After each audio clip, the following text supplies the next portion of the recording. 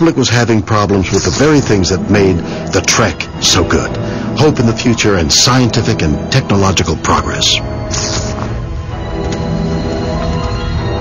This gave Star Trek a cunning plan. They were about to show fans a future that was full of fear, anxiety, and political intrigue, a place where technology never saved the day. In the 1990s, the Next Generation's writers introduced Star Trek viewers to a new, dark vision of the future of humanity. A world where technology isn't the solution, it's the problem. Cue the Borg. An enhanced humanoid. The Borg are the dark side of technology. They're what happens if technology falls into the wrong hands and goes awry and is used to dehumanize, rather than let us all live to our full potential. Once human like us, the Borg had become one with their technology, which now controlled them. Stripped of their individuality, these techno-zombies were now part of a collective networked on a vast computer system and controlled telepathically by the evil, mysterious, and strangely sexy Borg Queen. I think one of the reasons that the Borg have such great resonance is that, in effect, in today's world, we are the Borg. I mean, at least to a degree. We would be helpless without our technology. Yes, it was all very unpleasant and scary, but not everyone thought so. In fact, over in England, there's a man who is actually trying to turn us all into Borg. In terms of evolution, humans have come as far as we can go, and the next evolutionary step clearly has to be more of a technological one as we become one with technology. This is Kevin Warwick, head of the Cybernetics and Robotics faculty at Reading University. For years, Kevin was interested in merely building and developing robotic technology until he spotted a certain lady technocrat on the TV. That's right, a visitation from Star Trek changed his life. Now, Kevin and his students may look like a harmless bunch of geeks, but they're far from it. In fact, even as I speak, they are plotting to turn the people of Earth into a race of technologically enhanced drones. That's right. Borg. Oh dear. You see, for the past few years, Kevin has been working on ways of linking humans directly to the internet in various scary ways, including having Borg-like implants inside his own body.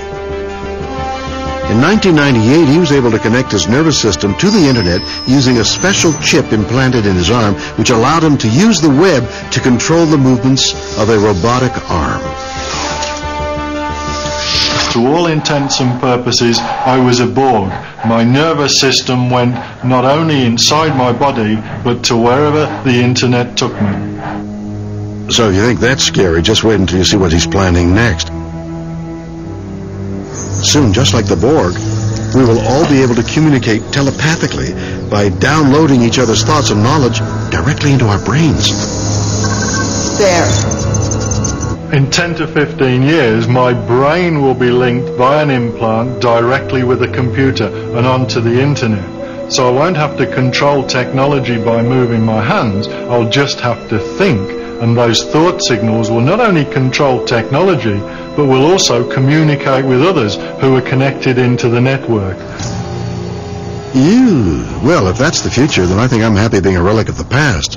Yep, with the Borg, Star Trek was getting darker and more doubtful of Gene Roddenberry's happy-clappy vision of the future.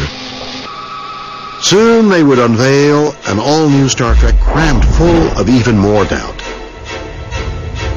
Doubt about the future. Doubt about exploration. Doubt about just about everything. So let's meet the doubting Thomas that helped make this possible.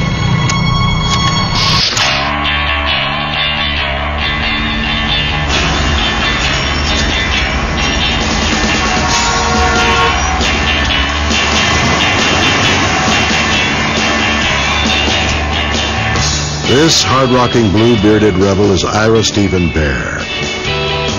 Ira is a high-powered television executive responsible recently for creating the popular sci-fi series The 4400. Back in the early 1990s, Ira was a writer in the happy, wholesome world of Star Trek, The Next Generation. He absolutely hated it. To him, the sunny and optimistic Star Trek vision of humanity's future was awful. And even the Borg weren't dark enough.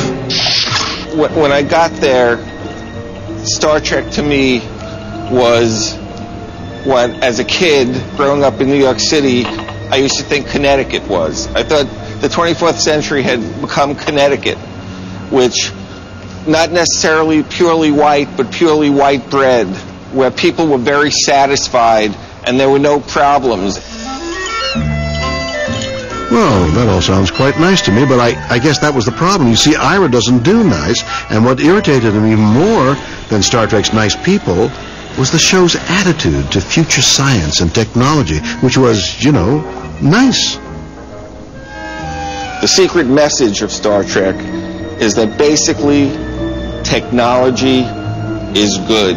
And let me tell you, if that is not the most hopeful message you can possibly give out, I don't know what is. Because basically I find that as I look around us, computers are changing the way we interact, how we think, our relationships, and Star Trek keeps telling us it's okay not to worry.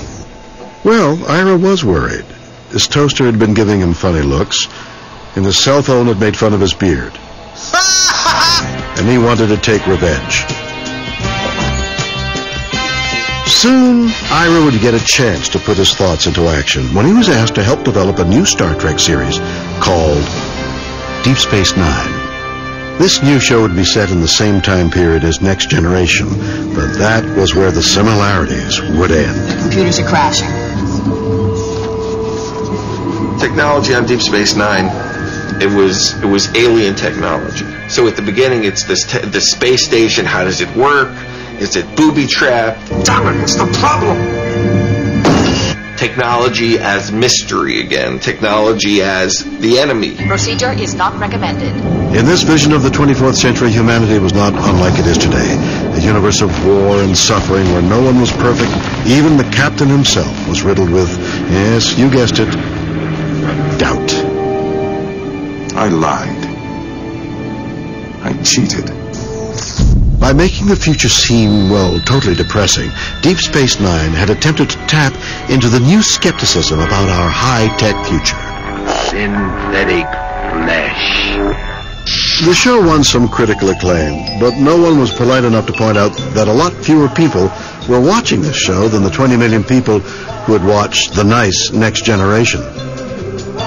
One of the problems for the writers was that while audiences may have been wary of technology, that didn't mean they knew nothing about it.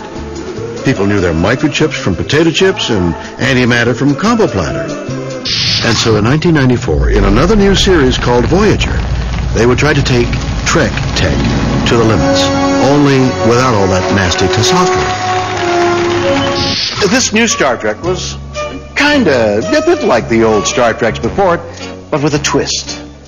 They had even more newfangled science and technology. Subspace transponder. Tachyokinetic energy. Dimensional distortion. Graviton flux. And a tough, no-nonsense female captain. Battle stations. Wow, did they really have a female captain? Things really had changed, I mean, in my day. I don't want to hear it. Star Trek women were in short skirts and, well, I remember one girl, she was really in a short skirt. It was, in fact, you would call them panties. They were really, it's like a thong, really.